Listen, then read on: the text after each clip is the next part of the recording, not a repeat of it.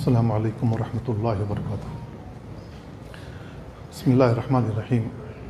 الحمد للہ رب العالمین والصلاة والسلام علی اشرف الانبیاء والمرسلین نبینا محمد وعلی آلہ وصحبہ اجمعین، اما بعد فاعوذ باللہ من الشیطان الرجیم۔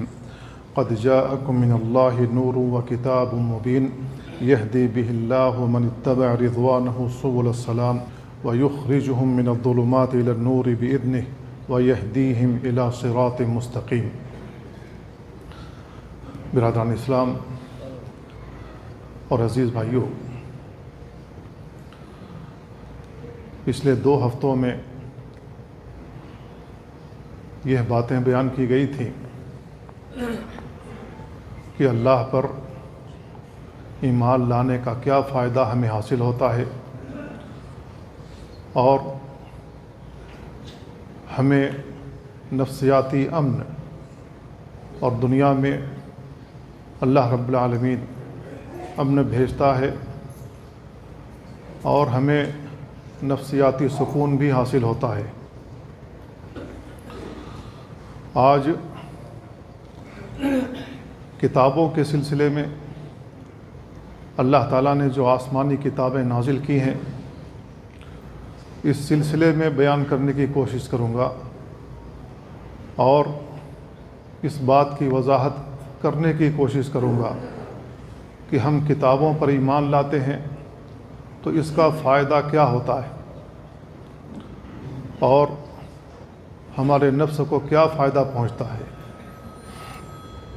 قرآن مجید کی جو آیت پڑھی، اس میں اللہ رب العالمین نے بیان فرمایا قد جاءکم من اللہ نور وکتاب مبین،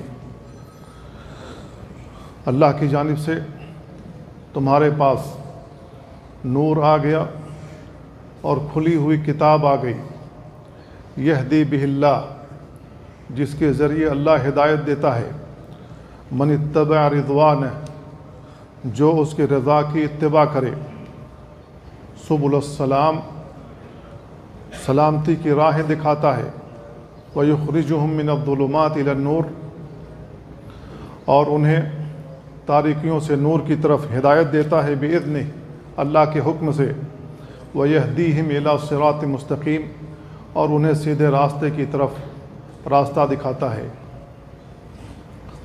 اس آیت پر آپ غور کریں، اللہ رب العالمین بیان فرما رہا ہے تمہارے رب کی جانب سے نور آ گیا، روشنی آ گئی اور واضح کتاب آ گئی۔ اللہ تعالیٰ نے واضح کتاب ہماری طرف بھیجی ہے۔ کیوں بھیجی ہے؟ تاکہ ہم اس کے ذریعے ہدایت حاصل کریں، رہنمائی حاصل کریں، اللہ تعالیٰ کے بتائے ہوئے اس راستے پر چل سکیں جس پر چلنے کا اللہ تعالیٰ نے ہمیں حکم دیا ہے، اور ان راستوں سے بچ سکیں جن سے بچنے کا اللہ تعالیٰ نے ہمیں حکم دیا ہے۔ اس کتاب میں اللہ رب العالمین نے ہمارے لیے شفا رکھی ہے تمام قسم کے امراض سے، چاہے وہ جسمانی امراض ہوں، چاہے وہ روحانی امراض ہوں، چاہے دل کے امراض ہوں، اللہ تعالیٰ نے اس کتاب میں ہمارے لیے شفا رکھی ہے۔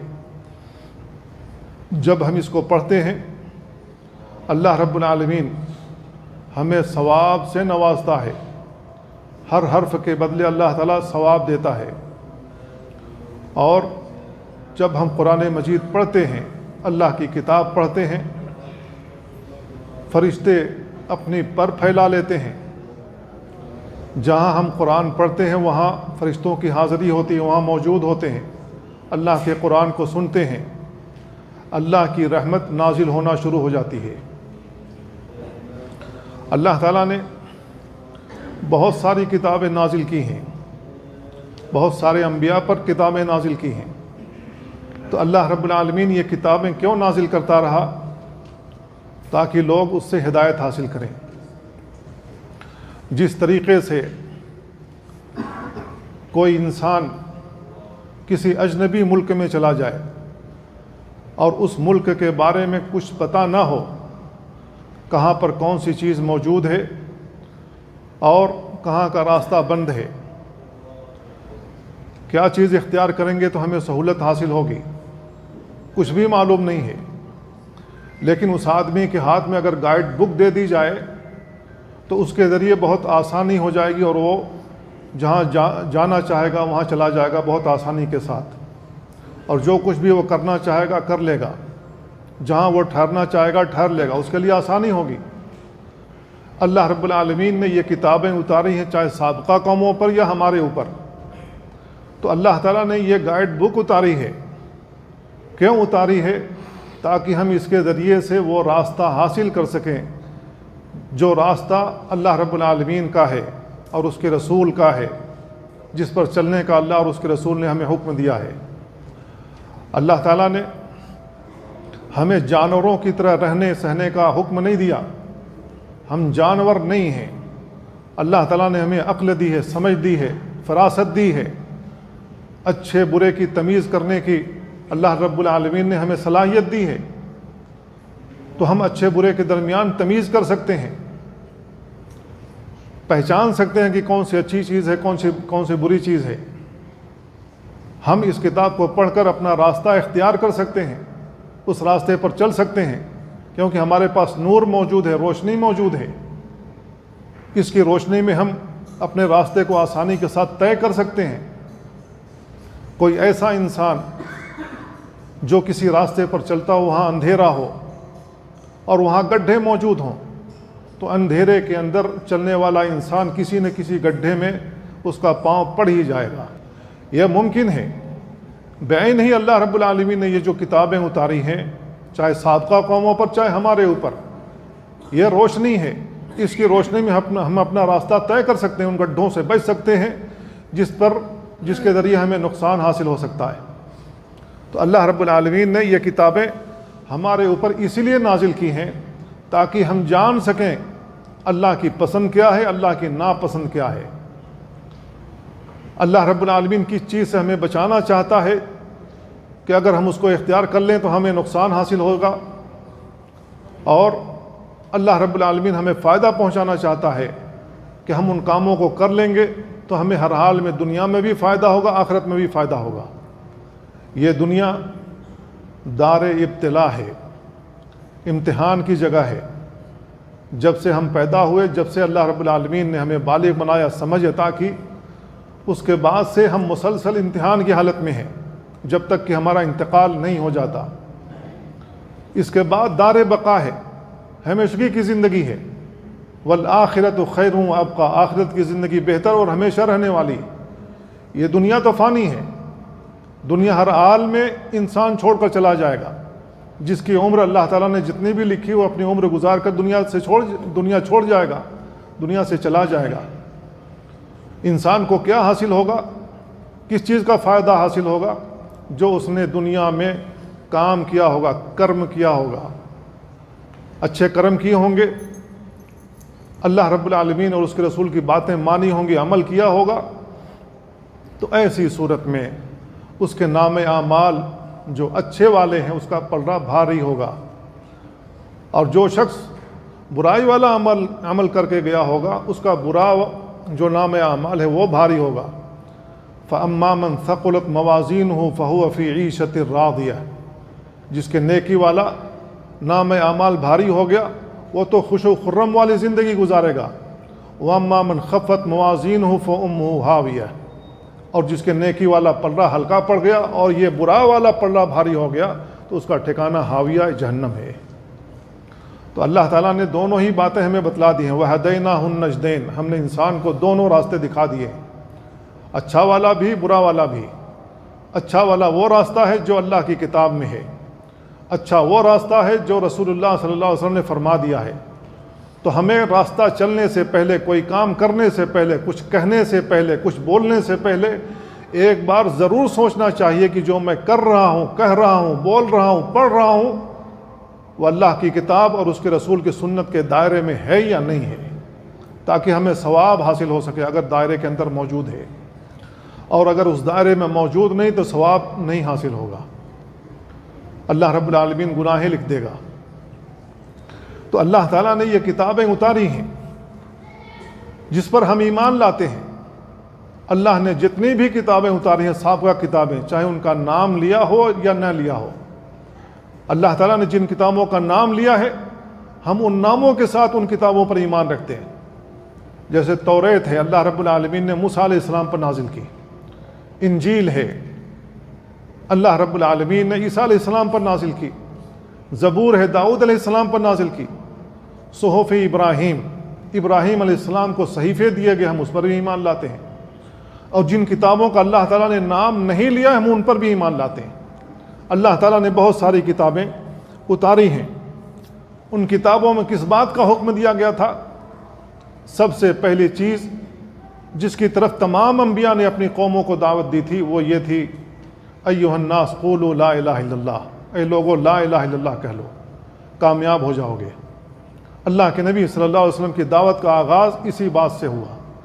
تمام انبیاء نے اپنی اپنی قوموں سے یہی بات کہتی، یا قوم اعبدوا اللہ ما لکم من الہ غیرہ، اے میری قوم کے لوگوں اللہ کی عبادت کرو، اللہ کے علاوہ تمہارا کوئی حقیقی معبود نہیں ہے۔ تمام نبیوں نے اپنی دعوت کا آغاز اسی بات سے کیا تھا، توحید سے، اللہ کی عبادت کرو، اللہ کی عبادت میں کسی کو شریک نہ بناؤ، اللہ کی ذات میں کسی کو شریک نہ بناؤ۔ یہ نہ کہو کہ اللہ رب العالمین کا کوئی لڑکا ہے یا لڑکی ہے، اس بات کا اقرار نہ کرو، کیونکہ یہ اتنی کڑوی بات ہے کہ ہو سکتا ہے اس کی کڑواہٹ کی وجہ سے آسمان پھٹ جائے، زمین پھٹ جائے، پہاڑ ریزہ ریزہ ہو جائے۔ یہ اتنا کڑوا کلمہ ہے، یہ اتنی کڑوی بات ہے جو اللہ کی طرف لوگوں نے منسوب کی۔ تو تمام نبیوں نے توحید کی دعوت دی اور اللہ رب العالمین نے ان کے لیے شریعت بنائی جو اس زمانے کے لائق تھی۔ اللہ رب العالمین نے وہ شریعت کی باتیں ہمیں بھی بتائی ہیں۔ کوئی بھی قوم ایسی نہیں گزری ہے جن میں اللہ تعالیٰ نے نبی اور رسول نہیں بھیجے۔ وَإِن مِّن أُمَّةٍ إِلَّا خَلَا فِيهَا نَذِيرٌ، کوئی بھی امت نہیں گزری مگر اللہ رب العالمین نے اس میں کوئی نہ کوئی ڈرانے والا، اللہ کے عذاب سے بچانے کی دعوت دینے والا بنا کر بھیجا، کسی نہ کسی نبی کو، کسی نہ کسی رسول کو بھیجا ہے۔ تو بحیثیت مسلمان ہم تمام کتابوں پر ایمان لاتے ہیں، جن کا اللہ تعالیٰ نے نام لیا ان پر بھی، اور جن کا اللہ تعالیٰ نے نام نہیں لیا ان پر بھی ہم ایمان لاتے ہیں۔ ہم ان میں سے کسی کا انکار نہیں کرتے۔ اللہ تعالیٰ نے ہم مسلمانوں کو قرآن مجید دیا، اللہ تعالیٰ نے یہ کتاب عطا فرمائی ہے۔ وَأَنزَلْنَا إِلَيْكَ الْكِتَابَ بِالْحَقِّ، ہم نے آپ کی طرف حق کے ساتھ کتاب نازل کی، مُصَدِّقًا لِمَا بَيْنَ يَدَيْهِ مِنَ الْكِتَابِ، اس سے پہلے جتنی بھی کتابیں اللہ تعالیٰ نے اتاری تھیں ان کی تصدیق کرنے والی ہے، وَمُهَيْمِنًا عَلَيْهِ، اور ان کے اوپر نگراں ہے۔ اللہ تعالیٰ نے ان کتابوں میں جو باتیں بیان کی تھیں وہی باتیں اللہ تعالیٰ نے اس کتاب میں قرآن مجید میں بھی بیان کی ہے، لیکن اس زمانے کے لحاظ سے ان کی شریعتوں میں کچھ نہ کچھ اختلاف رہا ہے، کوئی چیز ان میں تھی ہمارے میں نہیں ہے۔ اللہ رب العالمین نے کچھ چیزیں ان کے لیے حلال کی تھیں، ہمارے لیے حرام کی ہیں۔ اللہ تعالیٰ نے ان کے لیے کچھ چیزیں حرام کی ہوئی تھیں، وہ ہمارے لیے حلال ہیں۔ جیسے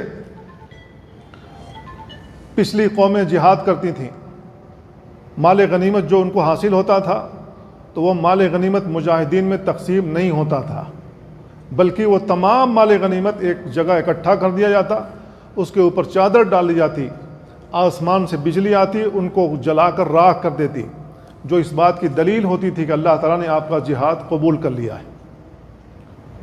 کسی نے اس میں سے ایک سوئی بھی اگر لے لی ہوتی بغیر اجازت کے تو وہ آگ آسمان سے نہیں آتی، یہاں تک کہ رسول کہتا، وہ نبی کہتا، کسی نے کوئی چیز لی ہو تو یہاں لا کر رکھ دے تاکہ ہمارا جہاد اللہ کی بارگاہ میں قبول ہو۔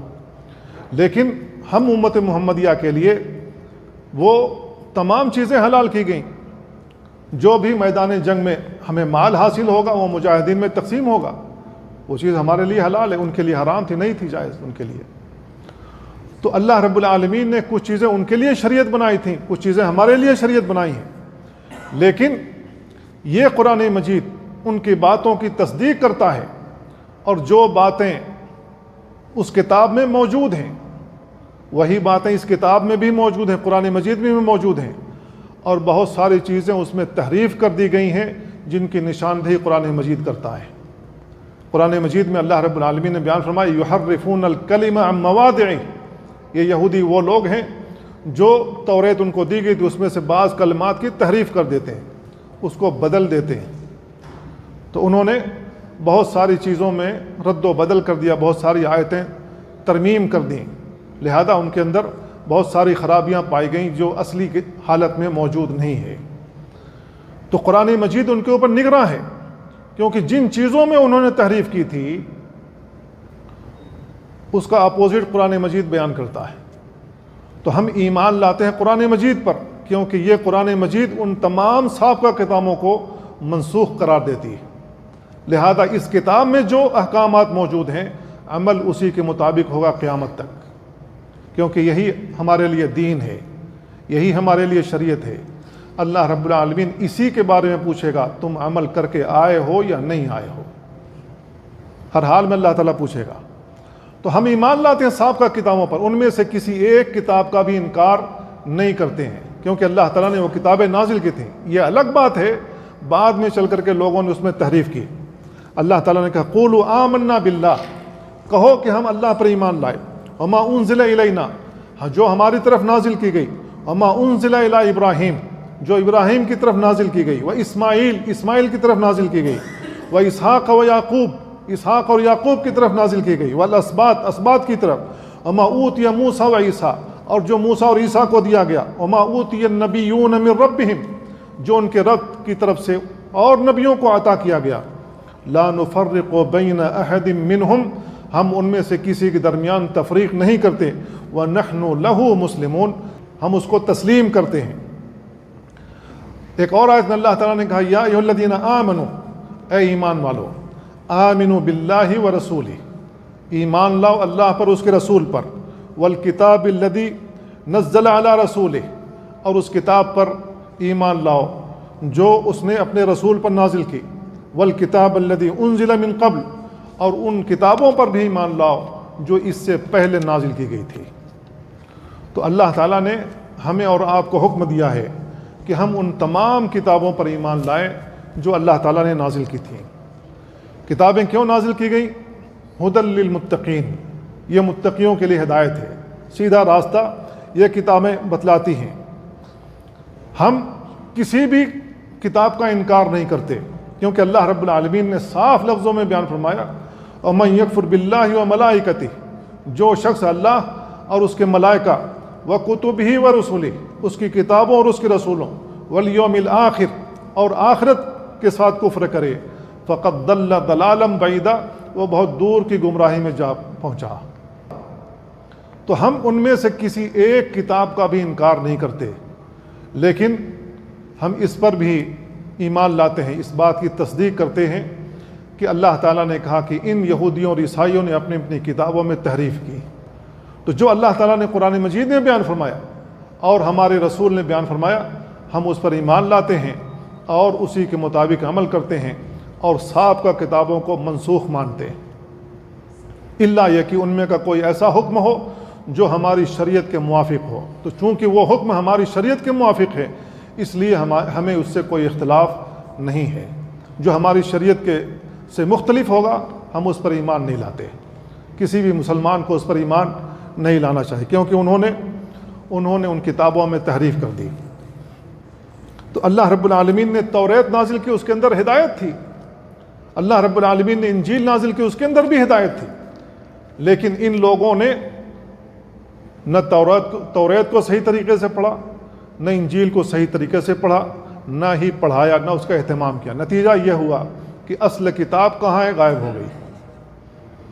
جو انجیل آج موجود ہے وہ انجیل ترجمہ شدہ ہے، وہ اوریجنل کتاب کہاں ہے جو اللہ تعالیٰ نے نازل کی تھی؟ نہیں موجود ہے۔ تو ان لوگوں نے تحریف کی۔ تو ہم تمام کتابوں پر ایمان لاتے ہیں۔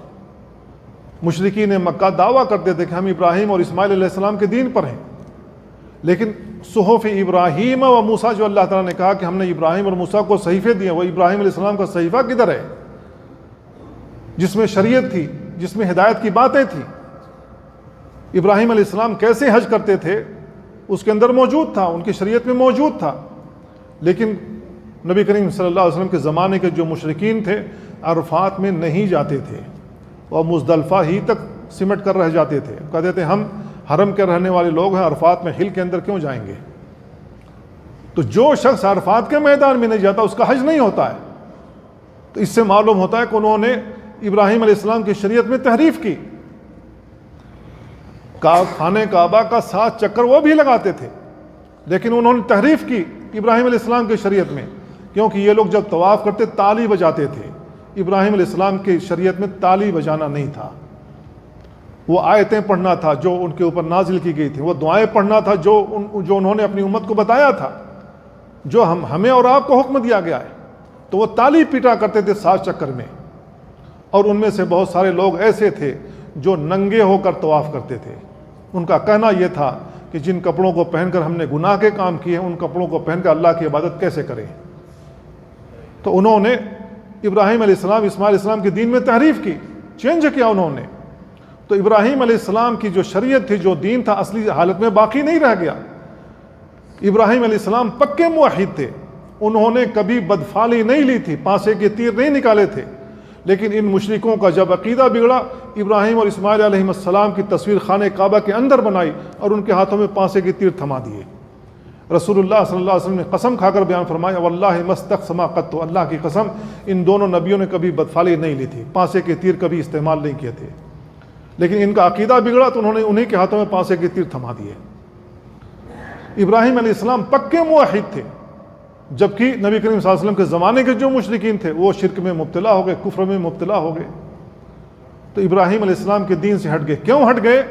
اس لیے کہ اصل کتاب نہ انہوں نے پڑھا، نہ پڑھایا، نہ اس کے مطابق عمل کیا، نتیجہ وہ عمل نہیں رہا جو ابراہیم علیہ السلام چھوڑ کر کے گئے تھے، جو اسماعیل علیہ السلام اپنے لوگوں کو بتا کر کے گئے تھے، وہ عمل نہیں رہا، وہ شریعت نظر نہیں آ رہی تھی، اس کے اندر تبدیلی ہو گئی، تحریف ہو گئی۔ تو میرے بھائیو، یہی صورتحال آج ہماری بھی ہے۔ ہم مسلمان نہ قرآن پڑھتے ہیں، نہ پڑھاتے ہیں، نہ اس کا اہتمام کرتے ہیں، نہ سمجھنے کی کوشش کرتے ہیں، نہ سمجھاتے ہیں۔ نہ رسول اللہ صلی اللہ علیہ وسلم نے کیا فرمایا، نہ اس کو سمجھنے کی کوشش کرتے ہیں، نہ سمجھانے کی، نہ اس کو پڑھنے کی کوشش کرتے ہیں، نہ پڑھانے کی۔ نتیجہ یہ کہ ہمارے اوپر جہالت غالب آ گئی، جو جیسا بولتا اسی طرف چلے جاتے ہیں، وہ راستہ اختیار نہیں کرتے جو راستہ اللہ تعالیٰ نے کتاب اللہ اور سنت رسول اللہ کے اندر بیان فرمایا ہے۔ ہم اس راستے سے بھٹک گئے، وہی راستہ اختیار کر رہے ہیں جو یہودیوں نے اختیار کیا تھا، جو عیسائیوں نے اختیار کیا تھا، نبی کریم صلی اللہ علیہ وسلم کے زمانے کے جو مشرکین تھے انہوں نے اختیار کیا تھا، اسی ڈگر پر ہم بھی چل رہے ہیں۔ تو میرے بھائیو، ہمیں اللہ کی کتابوں پر ایمان رکھنا چاہیے، قرآن مجید پر ایمان رکھنا چاہیے، کیونکہ اللہ تعالیٰ نے یہ کتاب ہماری ہدایت کے لیے نازل کی ہے۔ اللہ تعالیٰ نے اس کتاب کا وصف جو بیان کیا ہے وہ یہ، لا یاتیہ الباطل من بین یدیہ ولا من خلفہ تنزیل من حکیم حمید، اس کے پاس باطل نہیں آ سکتا، نہ اس کے آگے سے نہ اس کے پیچھے سے، یہ حکمت والے تعریف کیے ہوئے رب کی جانب سے نازل کردہ ہے۔ انا نحن نزلنا الذکر وانا لہ لحافظون، ہم نے ہی یہ ذکر قرآن مجید نازل کیا اور ہم ہی اس کی حفاظت کرنے والے ہیں۔ تو اللہ رب العالمین نے اپنے دین کی حفاظت کی ذمہ داری لی ہے، قرآن مجید کی حفاظت کی ذمہ داری لی ہے، لہذا اس کا زیر و زبر بھی تبدیل نہیں کیا جا سکتا، چاہے جائے کہ اس کا حرف کوئی تبدیل کر دے۔ ہاں، اس کے معنوی تحریف کا کوئی شخص شکار ہوتا ہے تو ایسی صورت میں علماء موجود ہیں جو اس کی غلطی کو پکڑ کر اس کو سمجھا سکتے ہیں کہ تم نے یہاں غلطی کی ہے۔ ہر حال میں ہمیں کتاب اللہ کو سمجھنے کے لیے فرمان رسول کی طرف دیکھنا ہوگا، سنت رسول اللہ کو دیکھنا ہوگا، منہج صحابہ کو اختیار کرنا ہوگا، کیونکہ صحابہ ہی وہ لوگ ہیں جنہوں نے رسول اللہ صلی اللہ علیہ وسلم کو دیکھا تھا، سنا تھا، اور انہوں نے محسوس کیا تھا اللہ کے نبی صلی اللہ علیہ وسلم کیا کہنا چاہتے ہیں، اور انہوں نے عمل بھی کیا تھا اسی کے مطابق، اور وہ عمل آج تک محفوظ ہے، قیامت تک محفوظ رہے گا، کیونکہ وہ دین ہے۔ اللہ نے اپنے دین کی حفاظت کی ذمہ داری لی ہے۔ تو میرے بھائیو، یہ اللہ رب العالمین نے نازل کیا ہے، اور اللہ رب العالمین نے اسی کو مضبوطی کے ساتھ پکڑنے کا حکم دیا ہے۔ وَاعْتَصِمُوا بِحَبْلِ اللَّهِ جَمِيعًا وَلَا تَفَرَّقُوا، اللہ کی رسی کو مضبوطی کے ساتھ پکڑ لو اور تفرقہ نہ اختیار کرو، گروہ گروہ میں نہ بٹو، اپنا دماغ لڑا کر کے اس میں نئی بات نکالنے کی کوشش نہ کرو، قرآن مجید کی کوئی بھی آیت ہو اس کو رسول اللہ صلی اللہ علیہ وسلم کے فرمان کی طرف لوٹاؤ، دیکھو کہ اللہ کے نبی نے اس آیت کی کیا تفسیر کی ہے، کیا توضیح کی ہے، اور رسول اللہ صلی اللہ علیہ وسلم کے صحابہ نے اس آیت سے کیا مفہوم سمجھا ہے۔ ہم اس دائرے میں رہتے ہیں تو ہم شریعت کے مطابق عمل کر رہے ہیں، وَاعْتَصِمُوا بِحَبْلِ اللَّهِ کی عملی تصویر ہوں گے۔ اور اگر ہم نے یہ طریقہ چھوڑا تو ایسی صورت میں ہم راستے سے بھٹک جائیں گے، پھر اعتصام بالکتاب و سنہ نہیں رہے گا۔ اور اگر ہم اعتصام بالکتاب و سنہ نہیں اختیار کر سکے تو ہر حال میں گمراہی ہوگی۔ اللہ کے نبی صلی اللہ علیہ وسلم نے اپنی امت سے فرمایا تھا، ترکت فیکم امرین لن تضلوا ما ان تمسکتم بہما کتاب اللہ و سنتی، میں تمہیں دو چیزیں چھوڑے جا رہا ہوں، ایک اللہ کی کتاب اور دوسری میری سنت ہے، تم ان کو مضبوطی کے ساتھ تھامے رہو گے، کبھی گمراہ نہیں ہوگے، کبھی بھی گمراہ نہیں ہوگے، اس راستے سے نہیں بھٹکو گے جو اللہ تعالیٰ نے بیان فرمایا ہے، جو اللہ تعالیٰ نے ہمیں اور آپ کو راستہ دکھایا، سیدھا راستہ، ان ھذا صراطی مستقیما فاتبعوہ، یہ میرا سیدھا راستہ، اس کی اتباع کرو۔ تو اللہ تعالیٰ کا راستہ سیدھا ہے، ٹیڑھا میڑا نہیں ہے۔ قرآن مجید کی آیتیں واضح ہیں، نبی کریم صلی اللہ علیہ وسلم کا فرمان واضح ہے، اس میں کوئی کجی نہیں ہے، کوئی کمی نہیں ہے۔ لہذا ہم ان کتابوں پر ایمان لاتے ہیں تو اس کا فائدہ ہمیں کیا حاصل ہوتا ہے؟ اس کا فائدہ یہ حاصل ہوتا ہے کہ یہ قرآن مجید، یہ اللہ کی کتاب ہمیں جنت کی طرف لے جائے گی، یہ کتاب ہماری شفاعت کرے گی، یہ قرآن مجید ہماری شفاعت کرے گا اور ہم کو جنت میں لے کے جائے گا۔ اللہ کے نبی صلی اللہ علیہ وسلم بیان فرماتے ہیں، القرآن مشفع، قرآن کریم ایسی کتاب ہے جس کی شفاعت قبول کی جائے گی۔ اللہ کے نبی صلی اللہ علیہ وسلم ایک اور حدیث میں بیان فرماتے ہیں، الصیام والقرآن یشفعان للعبد یوم القیامہ، قرآن مجید اور رمضان کے روزے جو ہم رکھتے ہیں یہ بندے کی قیامت والے دن شفاعت کریں گے۔ تو یہ قرآن مجید ہماری شفاعت کر کے ہم کو جنت کی طرف لے جائے گا۔ اللہ کے نبی صلی اللہ علیہ وسلم بیان فرماتے ہیں، من جعلہ امامہ قادہ الی الجنہ، جس نے اس کو اپنا امام بنایا یہ کتاب اس کو جنت کی طرف لے کے جائے گی۔